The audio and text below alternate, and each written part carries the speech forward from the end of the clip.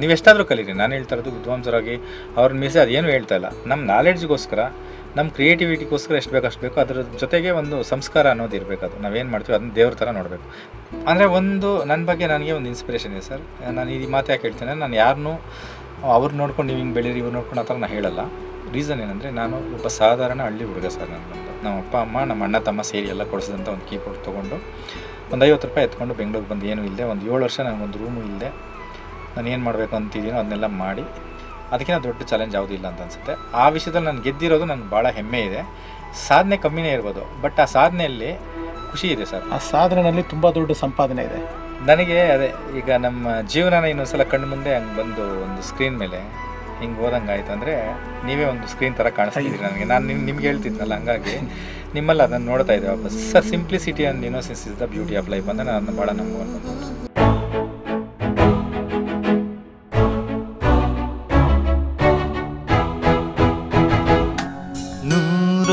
ನೂರೊಂದು ನೆನಪು.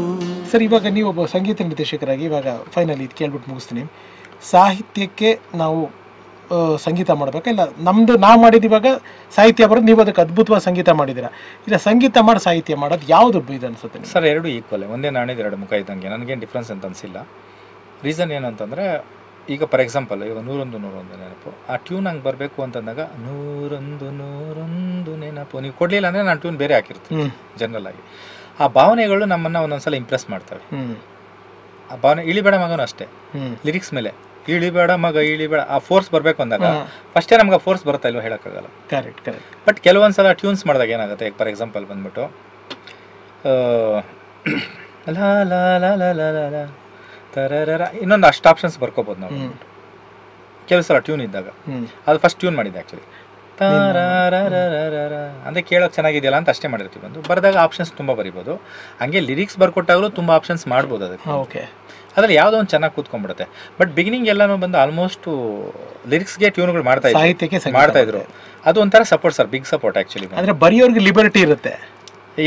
ಎರಡನೇದೇ ಅಂದರೆ, ಮೊದಲು ಬರೆಯೋರೆಲ್ಲ ಇವಾಗ ಇದೆಲ್ಲ ಗಣಗಳೆಲ್ಲ ಹಾಕ್ಕೊಂಡು ಮೀಟ್ರೆಲ್ಲ ತುಂಬ ಹಳೇದು. ನೀವು ಕವಿಗಳು ಭಾವಗೀತೆಗಳು ಅಷ್ಟು ಚೆನ್ನಾಗಿ ಬರೋದು ರೀಸನ್ ಅಂದರೆ, ಒಂದು ಮೆಜರ್ಮೆಂಟಲ್ಲಿ ಬರೆಯೋರಲ್ಲ, ಮೀಟ್ರ್ ಅಂತ ನಾವು ಇವಾಗ ಏನು ಕರಿತೀವಿ ಅದನ್ನೆಲ್ಲನೂ. ಬಟ್ ಇವಾಗ ಅಂದರೆ ಎಲ್ಲ ಅದರ ನಾಲೆಡ್ಜ್ ಇದ್ದು ಇವಾಗಲೂ ಬರೆದೇ ಚೆನ್ನಾಗಿರುತ್ತೆ. ಅಂದರೆ ನಾ ಹೇಳೋದು ಸೂಪರ್. ಮೀಟ್ರ್ ಒಂದು ಇಟ್ಕೊಂಡು, ಯಾವುದೋ ಒಂದು ಮೀಟ್ರ್ ಇಟ್ಕೊಂಡು ಬರೆದ್ರೆ ತುಂಬ ಅದ್ಭುತವಾಗಿ ಮಾಡ್ಬೋದು ಇವಾಗಲೂ ಕೂಡ. ಸೂಪರ್. ಈಗ ಹೊಸದಾಗಿ ಸಂಗೀತ ಕಲಿತಾ ಇರೋರು, ಹಾಡಬೇಕು ಅಂತಿರೋ ಪ್ರತಿಭೆಗಳಿಗೆ ಅಭಿಮಾನವ್ರು ಏನು ಹೇಳೋಕ್ಕೆ ಇಷ್ಟಪಡ್ತಾರೆ? ಫಸ್ಟ್ ಸಂಗೀತ ಕಲ್ತ್ಬಿಟ್ರೆ ಭಾಳ ಒಳ್ಳೆಯದು ಸರ್.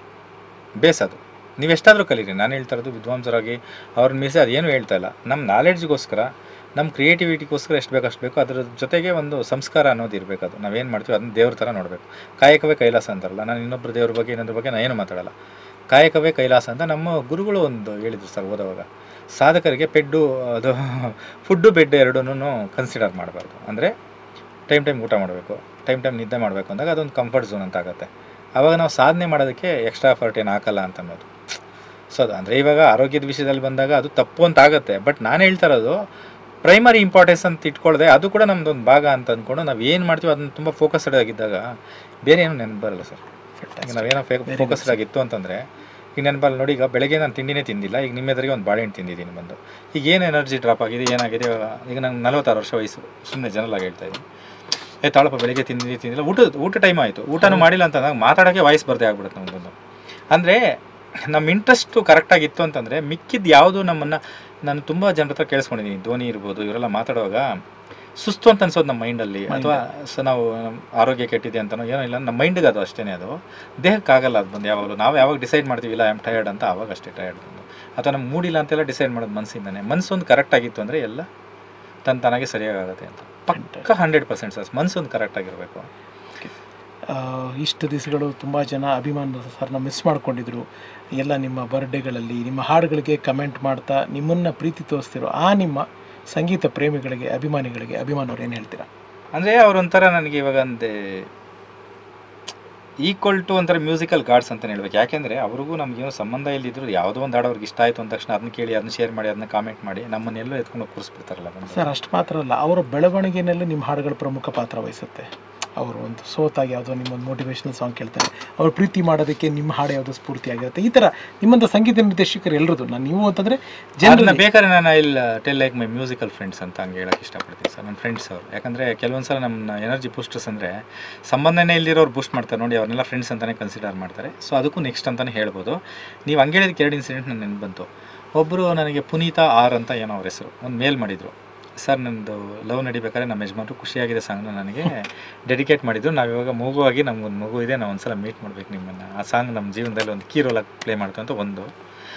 ಇನ್ನೊಬ್ಬರು ನಮ್ಮ ಮನೆಗೆ ಬಂದರು, ಒಬ್ಬ ಹುಡುಗ ನನ್ನ ಫ್ರೆಂಡ್ ಒಬ್ಬ ಕರ್ಕೊಂಬಂದು ಊಟ ಮಾಡ್ತಾ ಇದ್ದಂಗೆ, ನೀನು ಯಾರ ಮುಂದೆ ಕೂತಿದ್ಯಾ ಗೊತ್ತಾ ಇವಾಗ ಅಂತಂದರು.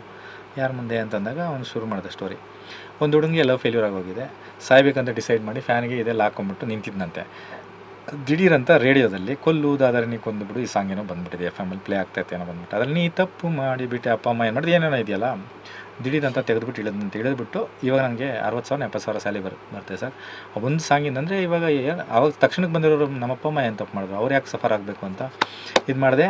ಹಿಂಗಾಯ್ತು, ಏನಾಯ್ತು ಹೇಳು ಅಂತ ಫಸ್ಟ್ ಅವ್ನು ಹೇಳಿದ್ದಾದ್ಮೇಲೆ ಅವ್ರು ಆ ಸಾಂಗ್ ಮಾಡೋದು ಇವರೇ ಅಂತ ತಕ್ಷಣ ಅವ್ನು ತಪ್ಪಂತ ಅವ್ರ ಮುಂದೆ ಇದೆ ಅಂತ ಹಂಗೆ ಕಾಲಿಗೆ ಬಿದ್ದುಬಿಟ್ಟು ಅವ್ನು ಬಂದ್ಬಿಟ್ಟು, ಅಯ್ಯೋ ಅದೆಲ್ಲ ಯಾಕೆ ಬಿಡ್ತೀವಿ ಬಿಡೋರು ಅಂತ ಅಂದ್ಬಿಟ್ಟು ನಾನು ಅಂದರೆ ಕೆಲವು ನೋಡಿ ನೀವು ಹೇಳಿದ್ರಲ್ಲ, ಕೆಲವ್ರ ಜೀವನಗಳಿಗೂ ಕೂಡ ಏನೋ ಒಂದು ದಾರಿ ತೋರಿಸೋದು. ಬಟ್ ಸುಮಾರು ಜನ ಅಲ್ಲಿ ನೀವು ಕಾಮೆಂಟಲ್ಲಿ ಓದಿದ್ದೀನಿ ನಾನು, ಎನರ್ಜಿ ಬೂಸ್ಟ್ ಅಂತ ಆಗ್ತಾರೆ. ನೀನು ಅದನ್ನೇ ಸಾಂಗ್ ಕೇಳಿದಾಗಲ್ಲ, ಅವ್ರಿಗೆ ಖುಷಿಯಾಗಿರೋ ಸಾಂಗ್ ಕೇಳಿದಾಗಲಿ, when I feel low I will play this song, it will give some energy, some positive vibe ಅಂತ ಆಗ್ತಾ ಇರ್ತಾರಲ್ಲ. ಅದಕ್ಕಿಂತ ಇನ್ನೇನು ಬೇಕು ಸರ್, ಸಂಬಂಧ ಇಲ್ದಿರೋರು ಯಾರೋ ಒಬ್ಬರು ನಮ್ಮ ಹಾಡನ್ನ ಕೇಳಿ ಒಂದು ಪಾಸಿಟಿವ್ ವೈಬ್ ತೊಗೊತಾರೆ, ಎನರ್ಜಿ ತೊಗೊತಾರೆ ಅಂತಂದರೆ. ಸರ್ ಕಳೆದ 2-3 ಗಂಟೆಗಳಿಂದ ನನ್ನ ಕೈನಲ್ಲಿ ಎಷ್ಟು ಸಾಧ್ಯ ಆಗುತ್ತೋ ನಿಮ್ಮ ಎಲ್ಲ ಕೆಲವು ಇನ್ಸಿಡೆಂಟ್ಗಳನ್ನ ರಿವೈಂಡ್ ಮಾಡೋಕ್ಕೆ ಪ್ರಯತ್ನ ಪಟ್ಟೆ. ಒಮ್ಮೆ ಹಿಂತಿರುಗಿ ನೋಡಿದಾಗ ಅಭಿಮಾನ್ ಅವ್ರಿಗೆ ಏನು ಅನ್ನಿಸ್ತು? ಅಂದರೆ ಒಂದು ನನ್ನ ಬಗ್ಗೆ ನನಗೆ ಒಂದು ಇನ್ಸ್ಪಿರೇಷನ್ ಇದೆ ಸರ್. ನಾನು ಈ ಮಾತು ಯಾಕೆ ಹೇಳ್ತೇನೆ, ನಾನು ಯಾರನ್ನೂ ಅವ್ರು ನೋಡ್ಕೊಂಡು ನೀವು ಹಿಂಗೆ ಬೆಳೀರಿ ಇವ್ರು ನೋಡ್ಕೊಂಡು ಆ ಥರ ನಾನು ಹೇಳಲ್ಲ. ರೀಸನ್ ಏನಂದರೆ ನಾನು ಒಬ್ಬ ಸಾಧಾರಣ ಹಳ್ಳಿ ಹುಡುಗ ಸರ್. ನನಗೊಂದು ಓದಿರೋದು 12th ಓದಿದ್ದೀನಿ, ಬಟ್ ಡಿಸ್ಟಿಂಕ್ಷನಲ್ಲಿ ಪಾಸ್ ಆಗಿರೋ 12th ಫೇಲ್ ಆಗಿರೋದ್ರಿಂದ 10th ಅಂತಲೇ ಕನ್ಸಿಡರ್ ಮಾಡೋಣ.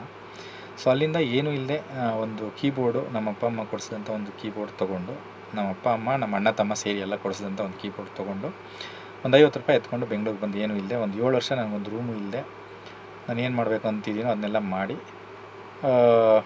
ಒಂದು ಜನರ ಮೇನ್ ಏನಂದರೆ ಜನರ ಮನಸ್ಸನ್ನು ಗೆದ್ದಿದ್ದೀನಿ ಅನ್ನೋದು ಎಲ್ಲದಕ್ಕಿಂತ ದೊಡ್ಡ ನನಗೆ ಅವಾರ್ಡ್ ಸರ್ ಅದು. ನಾನು ಸ್ಟೇಟ್ ಅವಾರ್ಡ್ ತೊಗೊಂಡಿದ್ದೀನಿ, ಇನ್ನೊಂದಷ್ಟು ಬೇರೆ ಅವಾರ್ಡ್ಗಳು, ಟೈಮ್ಸ್ ಆಫ್ ಇಂಡಿಯಾ ಅವಾರ್ಡ್ಗಳು ಬಂದಿರ್ಬೋದು, ತುಂಬ ಜನರ ಅಪ್ರಿಷಿಯೇಷನ್ ಬಂದಿರ್ಬೋದು. ಬಟ್ ಜನರ ಮನಸ್ಸನ್ನು ಮುಟ್ಟೋದು ಇದೆಯಲ್ಲ, ಅದಕ್ಕಿಂತ ದೊಡ್ಡ ಚಾಲೆಂಜ್ ಯಾವುದೂ ಇಲ್ಲ ಅಂತ ಅನಿಸುತ್ತೆ. ಆ ವಿಷಯದಲ್ಲಿ ನಾನು ಗೆದ್ದಿರೋದು ನನಗೆ ಭಾಳ ಹೆಮ್ಮೆ ಇದೆ. ಸಾಧನೆ ಕಮ್ಮಿನೇ ಇರ್ಬೋದು, ಬಟ್ ಆ ಸಾಧನೆಯಲ್ಲಿ ಖುಷಿ ಇದೆ ಸರ್. ಆ ಸಾಧನೆಯಲ್ಲಿ ತುಂಬ ದೊಡ್ಡ ಸಂಪಾದನೆ ಇದೆ, ತುಂಬ ದೊಡ್ಡ ಸಂಪಾದನೆ ಇದೆ.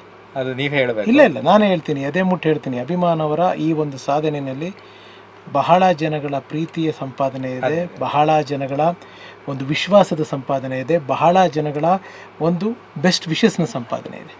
ಅದು ಭಾಳನೇ ಇದೆ ಸರ್. ಇರೋದಕ್ಕೋಸ್ಕರನೇ ಅನಿಸುತ್ತೆ. ನನಗೆ ಇವಾಗ 24 ವರ್ಷ ಆಯ್ತು ನಾನು ಇಂಡಸ್ಟ್ರಿಗೆ ಬಂದು. 2001 ನನ್ನ ಫಸ್ಟ್ ಫಿಲ್ಮ್. ಬರೋ ವರ್ಷಕ್ಕೆ 25 ವರ್ಷ ಆಗುತ್ತೆ ನಾನು ಇಂಡಸ್ಟ್ರಿಗೆ ಬಂದು. ಆದರೆ ಸ್ಟಿಲ್ ಇನ್ನೂ ವರ್ಕ್ ಮಾಡ್ತಾಯಿದ್ದೀವಿ. ಅಂದರೆ ನೀವು ಹೇಳೋದಲ್ಲ ಸಂಪಾದನೆ, ಅದೇ ಪ್ರತಿ ಬರ್ತ್ಡೇಲೂ ಗೊತ್ತಾಗುತ್ತೆ ನನಗೆ. ಅಂದರೆ ನಂದು ಈ ನಡುವೆ ರೀಸೆಂಟಾಗಿ ಜಾಸ್ತಿ ಸಿನಿಮಾಸು ಬರಲಿಲ್ಲ, ಜಾಸ್ತಿ ಹಾಡುಗಳು ಬರದೇ ಹೋದ್ರು. ಮೊದಲಿಗಿಂತ ಜಾಸ್ತಿ ವಿಶಸ್ ಆಗಲಿ, ಜಾಸ್ತಿ ಪೋಸ್ಟ್ಗಳಾಗಲಿ ಜಾಸ್ತಿ ಬರ್ತಾಯಿದೆ ಇವಾಗ ಅಂತಂದಾಗ. ಅಂದರೆ ನಮ್ಮ ಆವಾಗ ಮಾಡಿರೋ ಹಾಡುಗಳು ಇವಾಗ ಇನ್ನೂ ಎಷ್ಟು ಇಂಪ್ಯಾಕ್ಟ್ ಆಗಿದೆ, ಇವಾಗ ಇನ್ನೂ ಎಷ್ಟು ಟ್ರೆಂಡಲ್ಲಿದೆ ಅಂತ ಅಂದ್ಬಿಟ್ಟು ನೋಡ್ತಾ ಇರ್ತೀನಿ ರೀಲ್ಸಲ್ಲಿ, ಅಲ್ಲಿ ಇಲ್ಲೆಲ್ಲ ಕಳಿಸ್ತಾನೆ ಇರ್ತಾರಲ್ಲ, ಸಿಕ್ಕಾಪಟ್ಟೆ ಟ್ರೆಂಡಲ್ಲಿ ಓಡ್ತಾ ಇರ್ತವೆ ಎಲ್ಲ ಹಾಡುಗಳು ಇವಾಗಿರೋ ನನ್ನ ಆಲ್ಮೋಸ್ಟ್ ಎಲ್ಲ ಹಿಟ್ ಸಾಂಗ್ಸ್ ಎಲ್ಲ. ನೀವು ಹೇಳ್ದಂಗೆ ಅದೇ ಸಂಪಾದನೆ, ಜನರ ಪ್ರೀತಿ ಸಂಪಾದನೆ ಇದೆಯಲ್ಲ, ಅದೇ ಜಾಸ್ತಿ ಮಾಡೋದು, ರಿಚೆಸ್ಟ್ ಇನ್ ದಟ್ ಅಂತ. ಈಗ ಇಲ್ಲಿಂದ ಮುಂದಕ್ಕೆ ದೇವ್ರು ನೋಡೋಣ ಎಲ್ಲಿ ಅವ್ರಿಗೂ ಕರ್ಕೊಂಡು ಹೋಗ್ತಾರೋ, ನಮ್ಮ ಜನನಿ ಎಲ್ಲರಿಗೂ ಜನನಿ ಜನ್ಮಭೂಮಿ ಕರ್ಕೊಂಡು ಹೋಗ್ತಾ ಇರ್ತಾಳೆ ತಾಯಿ. ಇವಾಗ ಯೋಚನೆ ಮಾಡೋದು ಬೇಡ, ಬಟ್ ಕೆಲಸಗಳನ್ನ ಮಾಡೋಣ ಅಭಿಮಾನ್ ಸರ್, ಆಲ್ಬಮ್ ಸಾಂಗ್ಗಳನ್ನ ಮಾಡೋಣ. ನನಗಂತೂ ಇಷ್ಟೊತ್ತು ನಿಮ್ಮ ಜೊತೆ ಮಾತಾಡಿದ್ದು ಖಂಡಿತ ಇದು ಇಂಟರ್ವ್ಯೂ ಅನಿಸಿಲ್ಲ. ಆಲ್ಮೋಸ್ಟ್ 2.5 hours 3 hours ರೋಲ್ ಮಾಡಿದ್ದೀವಿ ನಾವು. ನಿಮಗೆ ನನ್ನ ಜೊತೆ ಮಾತಾಡಿದ್ದೇನು ಅನ್ನಿಸ್ತು? ನನಗೆ ಅದೇ ಈಗ ನಮ್ಮ ಜೀವನನ ಇನ್ನೊಂದ್ಸಲ ಕಣ್ಣು ಮುಂದೆ ಹಂಗೆ ಬಂದು ಒಂದು ಸ್ಕ್ರೀನ್ ಮೇಲೆ ಹಿಂಗೆ ಓದಂಗೆ ಆಯ್ತು. ಅಂದರೆ ನೀವೇ ಒಂದು ಸ್ಕ್ರೀನ್ ಥರ ಕಾಣಿಸ್ತಿದ್ದೀರಿ ನನಗೆ. ನಾನು ನಿಮ್ಗೆ ಹೇಳ್ತಿದ್ನಲ್ಲ, ಹಂಗಾಗಿ ನಿಮ್ಮಲ್ಲಿ ಅದನ್ನು ನೋಡ್ತಾ ಇದ್ದೆ ವಾಪಸ್ಸು. ನನಗೆ ಅದು ಏನಂದರೆ ತುಂಬ ಫಾರ್ಮ್ಯಾಲಿಟೀಸು, ಆಮೇಲೆ ತುಂಬ ಒಂಥರ ಅದು ನನಗೆ ಮೊದಲಿಂದನೂ ಇಷ್ಟ ಅಲ್ಲ. ಆ ಥರ ಸುಮಾರು ಜನ ಕೇಳಿದಾಗಲೂ ನಾನು ಎಂಟರ್ಟೈನು ಮಾಡಲ್ಲ, ಬಂದು ಮಾಡೋಣ ಇರಿ ಅಂತೀನಿ. ಅದೇ ಹೇಳಿದ್ದು, ನಿಮ್ಮ ಒಂದು ನ್ಯಾಚುರಲ್ ಆಗಿ ನೀವು ಮಾತಾಡೋಂಥ ವಿಷಯಗಳಾಗಲಿ ತುಂಬ simple and simplicity and innocence is the beauty of life ಅಂತ ನಾನು ಭಾಳ ನಂಬ್ಕೊಂಡು ಬಂದ್ಬಿಟ್ಟು. ಇವತ್ತಿಗೂ ನನಗೆ ಎಷ್ಟೋ ಜನ ಕೇಳ್ತಾರೆ, ನೀವು ಎಲ್ಲರ ಹತ್ರನೂ ಹೊಸಬ್ರ ಹತ್ರನೂ ಹಂಗೆ ಇರ್ತೀರಾ, ಹಳಬ್ರ ಹತ್ರನೂ ಹಂಗೆ ಇರ್ತೀರಾ ಅಂತ. ಇವಾಗ ನೀವು ಬಂದಾಗ ನಾವು ಹೆಂಗೆ ಮಾತಾಡಬೇಕು, ಹಿಂಗೆ ಮಾತಾಡ್ತಾ ಇದ್ವಿ, ಹಿಂಗೆ ಮಾತಾಡ್ತಾ. ಈಗ ಯಾರೋ ಒಬ್ಬ ಹೊಸ ಹುಡುಗ ಬಂದ ತಕ್ಷಣ ಹೌದಾ ಹಿಂಗೆ ಮಾತಾಡಬೇಕು, ಅದು ಡ್ರಾಮಾ ಅಂತ ಆಗ್ಬಿಡುತ್ತೆ ಬಂದು. ಯಾವ ಹುಡುಗರು ಬಂದ್ರು ಬಾಮ ಇನ್ನೇ ನಮ್ಮ ಸಮಾಚಾರ ಊಟ ಮಾಡಿ ಹಿಂಗೆ ನಾನು ಮಾತಾಡಿ ಎಲ್ಲರ ಹತ್ರ ಹಿಂಗೆ ಇರ್ತೀನಿ. ಕೆಲವರು ಅಡ್ವಾಂಟೇಜು ತೊಗೊಂಡಿದ್ದಾರೆ, ಡಿಸ್ಅಡ್ವಾಂಟೇಜು ತೊಗೊಂಡಿದ್ದಾರೆ. ಸೊ ಇನ್ನೊಬ್ರಿಗೋಸ್ಕರ ನನ್ನ ಗುಡ್ ಕ್ವಾಲಿಟೀಸ್ ಆಗಲಿ ಅಥವಾ ನನ್ನ ಒಳ್ಳೆ ನೇಚರ್ ಆಗಲಿ, ನನ್ನ ಸಿಂಪ್ಲಿಸಿಟಿನಾಗಲಿ ನಾನು ಯಾಕೆ ಬದಲಾಯಿಸ್ಕೋಬೇಕು? ನಾನು ಇರೋದು ಹೆಂಗೆ ಸಿಂಪಲ್ ಆಗಿರೋಕ್ಕಾಗುತ್ತೋ, I am the simplest human being on this earth. ನನಗೆ ಗೊತ್ತಿರೋಂಗೆ ನೀವು ಎಲ್ಲಿ ಹೆಂಗೆ ಬಿಟ್ಟರು ನಾನು ಇರ್ತೀನಿ. ನೋಡಿ ಸ್ವಾಮಿ, ನಾವಿರೋದೇ ಹೀಗೆ.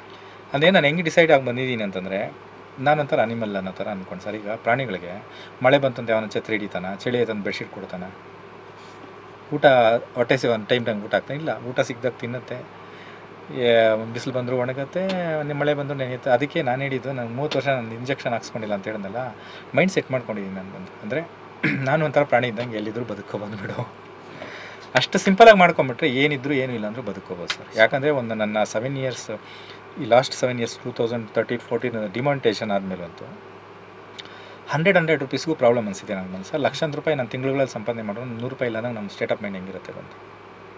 ಆವಾಗ ಲಾಸ್ಟ್ಗೆ ಒಂದು ಥಾಟ್ ಬರೋದು, ಇಷ್ಟೆಲ್ಲ ತಲೆ ಕೆಡಿಸ್ಕೋಬೇಕು, ಒಂದೇ ಒಂದು ಒಳ್ಳೆ ಸಾಂಗ್ ಸೂಪರ್ ಹಿಟ್ ಕೊಟ್ಟರೆ ಮುಗಿದೋಯ್ತಲ್ಲ ನಮ್ಮ ಜೀವನ ಶುರುವಾಗುತ್ತಲ್ಲ, ಏನಕ್ಕಪ್ಪ ಜೀವನ ಬೇಕು ಅಂತ ಅನ್ಸ್ಬಿಡೋದು ನನಗೆ. ಅಂದರೆ ಇಷ್ಟು ಮಾಡಿದ್ಮೇಲೆ ಇನ್ನೂ ನಾವು ಏನಕ್ಕೆ ಬದುಕಿದ್ದೀವಿ ಅಂತ ಕ್ವಶನ್ ಆಗಿದೆ ನನಗೊಂದು. ಇಷ್ಟೆಲ್ಲ ಸಾಧನೆ ಮಾಡಿದ್ಮೇಲೂ ಇಷ್ಟು ಕಷ್ಟಪಡ್ತಾ ಇದೀವಲ್ಲ, ಯಾಕೆ ಇಷ್ಟು ಕಷ್ಟಪಡ್ಬೇಕು, ಏನಕ್ಕೆ ಜೀವನ? ಎಲ್ಲರೂ ಒಂದೊಂಥರ, ಅಂದರೆ ಒಬ್ಬೊಬ್ರು ಒಂಥರ ನೋಡ್ತಾರೆ ಬಿಡಿ. ಆ ಟೈಮಲ್ಲಿ ಇದ್ದಾಗ ಒಂಥರ ನೋಡಿರ್ತಾರೆ, ಇಲ್ದಿದ್ದಾಗ ಇನ್ನೊಂಥರ ನೋಡೋದು ಅನುಭವ ಇರ್ತದೆ. ನಾವೇನು ಅವಶ್ಯಕತೆ ಇಲ್ಲ, ಇದ್ದಾಗ ಎಲ್ಲರೂ ಇಲ್ದಿದ್ದಾಗ ಯಾರೂ ಇಲ್ಲ ಅನ್ನೋ ಥರದ್ದು ಇರುತ್ತಲ್ಲ ಸರ್. ಈ ಥರದ್ದು ಅನ್ಸೋದು ನನಗೆ. ಬಟ್ ಕೊನೆಗೆ ಅನ್ಸೋದು ಏನಂತಂದರೆ, ಏನೂ ಇಲ್ದಿದ್ದಾಗಲೇ ಏನೇನೋ ಮಾಡಿದ್ದೀನಿ ಅಲ್ಲ, ಒಂದು ಸಾಧನೆ ಮಾಡಿಬಿಟ್ಮೇಲೆ ಇನ್ನೊಂದು ಸಾಧನೆ ಮಾಡೋದು ದೊಡ್ಡ ವಿಷಯನ ಅಂತ ಅನಿಸುತ್ತೆ ನನಗೆ. ಕರೆಕ್ಟ್. ಇಷ್ಟೆಲ್ಲ ಮಾಡ್ಕೊಂಬಂದು ನಾನು ಯಾಕೆ ಕೆಳಗೆ ನೋಡ್ಬೇಕು, ನನ್ನ ಕೆಳಗೆ ಯಾಕೆ ನೋಡ್ಕೋಬೇಕು ಅಂದರೆ ನೋವು ಅನ್ಸುತ್ತೆ ಅದು ಬಂದು. ಬಟ್ ಲಾಸ್ಟಾಗಿ ಬರೋದು ನನಗೆ ಒಂದೇ ಒಂದು ಹಾಡು, ಸಿನಿಮಾನೂ ಅಲ್ಲ, ಒಂದು ಹಾಡು, ಒಂದು 100 ಮಿಲಿಯನ್ ಓಡೋದು ಒಂದು ಸಾಂಗ್ ಕೊಟ್ಟರೆ ಮುಗಿದೈತಲ್ಲ ಬಿಡಿ, ಯಾಕೆ ತಲೆ ಕೆಡಿಸ್ಕೊಳ್ಳೋದು ಅಂತ ಅಂದ್ಬಿಟ್ಟು. ಸೊ ಪ್ರತಿದಿನ ನಾನು ಏನಾದರೂ ಒಂದು ಕ್ರಿಯೇಟಿವ್ ಆಗಿರೋದು ಏನಾದರೂ ಮಾಡ್ತಾ ಇರ್ತೀನಿ. ನನಗೆ ಇವಾಗ ಆಪರ್ಚುನಿಟಿ ಇದೆಯೋ ಇಲ್ಲೋ ಬೇರೆ ವಿಷಯ, ಏನೇನೋ ನಾವೇ ಕ್ರಿಯೇಟ್ ಮಾಡ್ಕೊಂಡ್ರೆ ಆಯಿತು ಬಿಡೋ ಅನ್ನೋ ಮಟ್ಟಕ್ಕೆ. ಯಾಕಂದರೆ ಅಷ್ಟು ಸ್ಕೋಪ್ ಇದೆ ಇವಾಗ ಬಂದು. ಸೊ ಅದಕ್ಕೆ ನಾವು ಇವಾಗ ಮ್ಯೂಸಿಕ್ ಜೊತೆಗೆ ಇವಾಗ ಪ್ರೊಡಕ್ಷನ್ ಕೊಲಾಬ್ರೇಷನ್ಸು, ಯೂಟ್ಯೂಬ್ ರಿಲೇಟೆಡ್ ಆಲ್ಬಮ್ಸು, ಇನ್ನೊಂದು ಮತ್ತೊಂದು ಎಲ್ಲನೂ ಸ್ಟಾರ್ಟ್ ಮಾಡ್ಕೊಂಡಿದ್ದೀವಿ. ನಾ ಆಮ್ ರೆಡಿ ಟು ಗೆಟ್ ಮಾಡ್ತಾ ಇದ್ದೀವಿ ನಿಮ್ಮ ಜೊತೆ ಕೊಲಾಬ್ರೇಟ್ ಆಗೋಕ್ಕೆ. ಯಾಕೆಂದರೆ ನೀವೇ ಇದಕ್ಕೆ ಅಡಿಪಾಯ, ಈ ಪ್ರೋಗ್ರಾಮ್ಗೆ, ಈ ಸಾಂಗಿಗೆಲ್ಲ. ಸೊ ಮುಂದುವರ್ಸೋಣ ಸರ್ ಅದನ್ನು. ಖಂಡಿತ sir. Thank you Abhiman sir. But ನಿಮ್ಮ ಜೊತೆ ಮಾತಾಡಿದಂತೂ ಯು ಮೇಡ್ ಮೈ ಡೇ. ಅಯ್ಯೋ ಭಾಳ ದಿನಗಳ ನಂತರ ಇಷ್ಟು ವಿಷಯಗಳಂದರೆ ಇಡೀ ನನ್ನ ಲೈಫ್ನೇ ಒಂದು ರೌಂಡಿಂಗ್ ಬಂದು ಭಾಳ ಖುಷಿ ಆಯಿತು. Thank you sir. ಅಂದರೆ ನನಗೆ ಹೆಮ್ಮೆ. ಅದೇ ಹೊಟ್ಟೆನೇ ಹಸ್ತಿಲ್ಲ ನೋಡಿ, ಅದನ್ನೇ ಹೇಳಿದ್ದು. ನಾವೇನಾದ್ರು ಅಷ್ಟು ಹೊಟ್ಟೆ ತುಂಬಿಸಿದೆ ಸರ್ ನಮಗೆ. ಅಲ್ಲ, ನಾನು ತಿಂದೇ ಇಲ್ಲ, ಅದನ್ನ ನಾನು ಹೇಳಿದೆ. ನೀವು ಅಂದರೆ ಮಧ್ಯದಲ್ಲಿ ತಿಂದ್ಬಿಟ್ಟು ಬಂದ್ಬಿಡಿ ಅಂತ ಅಂದ್ಬಿಟ್ಟು. ಅದು ಯಾವಾಗ ಆಗುತ್ತೆ ಅಂತಂದರೆ, ತೀರಾ ಫಾರ್ಮಲ್ ಆಗಿದ್ದಾಗ, ಅಥವಾ ನಮ್ಗೆ ಏನೋ ಏನೋ ಒಂದು ಬಂದಿದ್ದಾರೆ, ಒಂದು ಮಾಡ್ಕೊಡ್ಬೇಕು ತಳಪ್ಪ ಅಂತಂದಾಗ ಹೇಳ್ಬಿಡ್ತೀವಿ ನಾವು, ಇರಿ ಸ್ವಲ್ಪ ತಿಂದ್ಬಿಟ್ಟು ಹಂಗೆ ಅಂತ. ಅದಕ್ಕೆ ನಾನು ಹೇಳಿದೆ, ಆ ಥರ ಏನಿಲ್ಲ, ಬೇಡ ಬಿಡಿ ಅಂತ. ಇವಾಗಲೂ ಹೊಟ್ಟೆ ಹಸಿತಾ ಮಧ್ಯಲ್ಲೇನೋ ಬೇಕು ಇರಲಿ, ಎನರ್ಜಿ ಡ್ರಾಪ್ ಆಗೋದು ಬೇಡ ಅಂತ ಒಂದು ಬಾಳೆಹಣ್ಣು ತಿಂದುಬಿಟ್ರೆ ಅದು ನನಗೆ ಅಂದರೆ ನನಗೆ ಹೊಟ್ಟೆ ಹಸಿತಾ ಇದೆ, ನಾನು ಬೆಳಗಿಂದ ತಿಂದಿಲ್ಲ ಅನ್ನೋ ಐಡಿಯಾನೇ ಬರಲಿಲ್ಲ. ಅಷ್ಟು ಚೆನ್ನಾಗಿತ್ತು ನಿಮ್ಮ ಜೊತೆ ಮಾತಾಡಿದ್ದು. Thank you sir. I am very thankful to you. ನೀವು ನನಗೆ ಅವಕಾಶ ಕೊಟ್ಟಿದ್ದಕ್ಕೆ ಇದು ತುಂಬ. ನಮ್ಮಿಬ್ಬರ ಮಧ್ಯೆ ಥ್ಯಾಂಕ್ಸ್ ಎಲ್ಲ ಏನೋ ಬೇಡ ಬಿಡಿ. ಇಲ್ಲ, ಇದನ್ನ ಇನ್ನಷ್ಟು ಒಳ್ಳೆ ಕೆಲಸಗಳು ಮಾಡೋಣ. ನೀವು ಅದ್ಭುತವಾದ ಡೈರೆಕ್ಟ್ರು. ಆವಾಗಿನ ನಮ್ಮ ಬೇಸ್ ಲೆವೆಲಿಂದ ನಮಗೆ ಮ್ಯೂಸಿಕಲ್ಲಿ ತುಂಬ ಎನ್ಕರೇಜ್ ಮಾಡ್ತಾ ಬಂದಿದ್ರು, ಹಾಡುಗಳು ಪ್ಲೇ ಮಾಡೋದಾಗಲಿ. ಹಂಗಾಗಿ ಥ್ಯಾಂಕ್ಸ್ ಅನ್ನೋದಕ್ಕಿಂತ ವಿ ಆರ್ ಬಡ್ಡೀಸ್. ಅಂದರೆ ನಿಮ್ಮದು ನಮ್ಮದು ಒಂದೇ ಬೋಟು ಬೇರೆ ಸೀಟು ಅಷ್ಟೇ. ಒಂದೇ ಬೋಟು ಬೇರೆ ಸೀಟು. Super, nice life. ತಂಡದ ಬಗ್ಗೆ ಏನು ಸರ್, ನಮ್ಮ ಹುಡುಗರು ತುಂಬ ಖುಷಿ ಪಡ್ತಾ ಇದ್ರು ನಿಮ್ಮ ಮಾತನ್ನ. ಅದೇ ಹೇಳಿದ್ದು, ಈಗ ನಾವಿಬ್ರು ನಮ್ಮ ಆ ಲೆವೆಲಿಂದ, ಬೇಸಿಕ್ ಲೆವೆಲಿಂದ ನಾವು ಮಾತಾಡ್ಕೋತಾ ಇದ್ರೆ ಸಂಬಂಧನೇ ಇಲ್ದಿರೋ ಅವರಿಬ್ರು ಬಂದು ಅಟ್ಲೀಸ್ಟ್ ನಾವಿಬ್ರು ಸಂಬಂಧದಲ್ಲಿ ಇದೀವಿ, ಒಂದು ಕನೆಕ್ಟೆಡ್. ಅವರು they are not connected anymore. ಇವತ್ತೇ ಫಸ್ಟ್ ಟೈಮ್ ನಾನು ನೋಡ್ತಾ ಇದ್ರು. ನನ್ನ ಎಂಟೈರ್ ಜರ್ನಿ ನೀವು ಅಷ್ಟು ಮಾತಾಡುವಾಗ, ಪ್ರತಿಯೊಂದು ಹಾಡು ಬರುವಾಗ ಜೊತೆಲಿ ಗುನುಗ್ತಾ ಇದ್ರು, ಜೊತೆಲಿ ಅವರು ಎಂಜಾಯ್ ಮಾಡ್ತಾ ಇದ್ರು. ಕೆಲವು ಸಲ ಗೂಸ್ ಬಂಪ್ಸ್ ಬಂತು ಅಂತ ಕೂಡ ಹುಡುಗರು ಹೇಳ್ತಾ ಇದ್ರು. Sir such A sweet persons they are. ಇಲ್ಲ, ನಾನು ಯಾವುದೇ ನಮ್ಮ ಶೂಟಿಂಗ್ ಇಲ್ಲಿ ಇನ್ನೊಂದಿಲ್ಲಿ ಇದೆಲ್ಲ ಆದಮೇಲೆ ನಾನು ಎಲ್ಲರೂ ಫಸ್ಟ್ ವಿಚಾರಿಸೋದು, ಬಾ ಊಟ ಮಾಡೋಣ, ಬಾ ಥ್ಯಾಂಕ್ ಯು ವೆರಿ ಮಚ್, ಚೆನ್ನಾಗಿ ಮಾಡಿದೆ, ಇದು ಮಾಡಿದೆ ಅಂತ. ನಾನು ಯಾವಾಗಲೂ ಅವ್ರನ್ನೇ ಜಾಸ್ತಿ ಲೈಟ್ ಬಾಯ್ಸಿಂದಾನು ಹಿಡಿದು ನನಗೆ ಭಾಳ ಖುಷಿ ಆಗ್ತದೆ. ಸೊ ಸ್ನೇಹಿತರೆ, ಇದಾಗಿತ್ತು ನಮ್ಮ ಅಭಿಮಾನ್ ರಾಯ್ ಅವರ ಜೀವನದ ಕತೆ, ಬದುಕಿನ ಕತೆ, ಸಂಗೀತದ ಕತೆ. ನಿಜಕ್ಕೂ ಒಬ್ಬ ಇನ್ಸ್ಪಿರೇಷನಲ್ ಮ್ಯಾನ್. ಪಾಸಿಟಿವಿಟಿ ಅಂತ ಅವರವ್ರ ಬ್ರದರ್ಗೆ ಹೇಳಿದ್ರು, ಆದರೆ ನನಗೆ ಇವರು ಕೂಡ ಹಾಗೆ ಕಾಣಿಸಿದ್ರು. ಅಭಿ ಅವ್ರ ಹತ್ರ ನೆಗೆಟಿವ್ ಇಲ್ಲ, ಅಭಿ ಅವ್ರ ಹತ್ರ ಕಲ್ಮಶ ಇಲ್ಲ, ಅಭಿ ಅವ್ರ ಹತ್ರ ಕೆಟ್ಟದ್ದಿಲ್ಲ. ಅಭಿ ಅವರು ಯಾವಾಗಲೂ ಅಭಿ ಕಭಿ ಮುಂದೆ ಬಿ ಹೀಗೆ ನಗ್ನಗ್ತಾ ಖುಷಿಯಾಗಿ ಹೆಲ್ತಿಯಾಗಿ ಸಂಗೀತಮಯವಾಗಿ ಜೀವನ ನಡೆಸಲಿ ಅಂತ ಹೇಳಿದ. ಅವಕಾಶ ಮಾಡಿಕೊಟ್ಟಿದ್ದಕ್ಕೆ ಅವರ ಬ್ರದರ್ಗೆ, ಅವರಿಗೆ, ಇಡೀ ಜನನಿ ಸಂಸ್ಥೆಗೆ, ಸ್ಟುಡಿಯೋ ಸಂಸ್ಥೆಗೆ, ಅವರ ಬ್ರದರ್ಗೆ, ಅವರ ವೈಫ್ಗೆ, ಎಲ್ಲರಿಗೂ ಆ್ಯಂಡ್ ಅಭಿ ಅವ್ರ ಫ್ಯಾಮಿಲಿಗೆ ಥ್ಯಾಂಕ್ಸ್ ಹೇಳ್ತಾ ನಿಮ್ಮೆಲ್ಲರ ಪರವಾಗಿ ನಮಸ್ಕಾರ ತಿಳಿಸ್ತಾ ಸರಣಿಯಲ್ಲಿ ಮುಕ್ತಾಯ ಮಾಡ್ತಾ ಇದ್ದೀನಿ. ಇನ್ನಷ್ಟು ಹೊಸ ಸಂಗೀತದ ಹಾಡುಗಳೊಂದಿಗೆ ಅಭಿ ಅವ್ರ ಜೊತೆ ಮತ್ತೆ ನಿಮ್ಮನ್ನು ಭೇಟಿ ಆಗ್ತೀನಿ. ನಿಮಗೆಲ್ಲ ಗೊತ್ತು, ಈ ಕಾರ್ಯಕ್ರಮ ಮಾಡಬೇಕಾದ್ರೆ ನಿಮ್ಮ ರಘುರ ಮುಖಕ್ಕೆ ಬಣ್ಣ ಹಚ್ಚಲ್ಲ, ಬಣ್ಣದ ಮಾತಾಡಲ್ಲ. ಆದರೆ ಬಣ್ಣದ ಲೋಕದ ಈ ರೀತಿಯ ದಿಗ್ಗಜರನ್ನ, ಸಾಧಕರನ್ನ ಎಲ್ಲೇ ಇರಲಿ ಹೋಗಿ ಹುಡುಕಿ ಹಾಕಿ ಅವರ ಬದುಕಿನ ಕಥೆನ ನಿಮ್ಮ ಮುಂದೆ ದಾಖಲಿಸೋದು ಬರಲ್ಲ ಅಂತ ಹೇಳ್ತಾ ಸರಣಿಯಲ್ಲಿ ಮುಕ್ತಾಯ ಮಾಡ್ತಿದ್ದೀನಿ. ನಮಸ್ಕಾರ. Thank you so much.